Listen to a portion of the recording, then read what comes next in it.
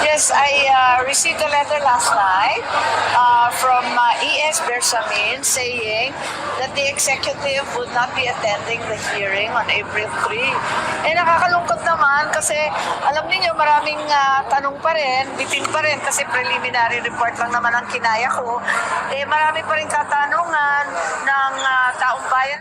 Maaaring hindi na kailanganin ang partisipasyon ng mga opisyal ng mga ahensya ng gobyerno sa isasagawang pagdinig ng Senado sa ilalim ng Committee on Foreign Affairs. Ito ang nakasaad sa sulat ni Executive Secretary Lucas Bersamin kay Senate President Francis Chis Escudero at Senador Amy Marcos. Kaugnay ito ng ginagawang investigasyon ng Senado sa pag-aresto at pagsuko ng pamahalaan kay dating Pangulong Rodrigo Duterte sa International Criminal Court o ICC. Batay sa sulat ay binahagi ng opisina ni Senator Marcos, naniniwala ang palasyo na marami nang naihayag ang executive branch sa isinagawang pagdinig ng Senado noong March 20. Bukod dito, naglabas na rin ang senadora sa publiko ng kanyang comprehensive findings o malawak na natuklasan sa pagsisiyasat kaugnay ng naunang Senate hearing. Habang iginiit din ni Bersamin ang posisyon nito sa umiiral na executive privilege o ang hindi pagbubunyag ng mga napag-usapan sa pagitan ng Pangulo ng Bansa at mga miyembro ng gabinete nito. Gayunman, anumang ibang bagay na hindi nasakop ng naturang pribilehiyo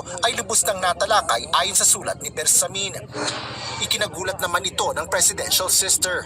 Executive privilege at sub judice, alam naman natin, walang pinagbawal na ng Korte Suprema. Chief Justice si Executive Secretary Bersamin, kabisado niya yan, alam niya, walang pangkalahatang blanket na executive privilege. I-invoke lang yung executive privilege, depende sa tanong. One by one lang yun. Walang pangkalahatang executive privilege, lahat ng topic. Sa kanyang social media page, inihayag ng senadora ang magkasulungat na pahayag na ito ni Bersamin at Palace Press Officer Undersecretary Claire Castro.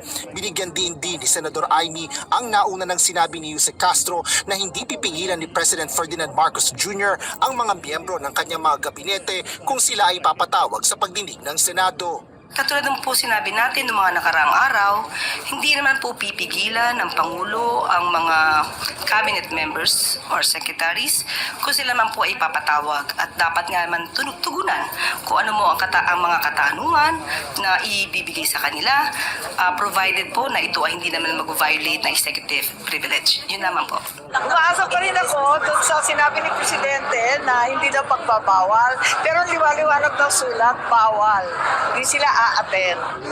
Sa unang Senate hearing kaugnay ng pag-aresto kay dating Pangulong Duterte, halos lahat ng mga dumating ay mga opisyal ng pamahalaan, partikular na mga gabinete ni Pangulong Ferdinand Marcos Jr. Bilang chairperson ng Senate Committee on Foreign Relations, sinabi ng senadora na maraming natuklasan na irregularidad mula sa unang pagdinig.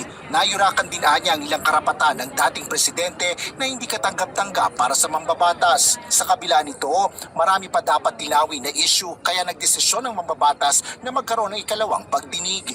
May sulat ako sa kanila, baka naman ma-reconsider nila kasi sayang naman ang pagkakataon, maririnig ng tao kung ano talaga nangyari, kung nagkamali ako, tatanggapin ko naman at mas maganda yung nagkakaliwanagan kasi pag hindi sumisipot, ang duda ng tao may tinatago.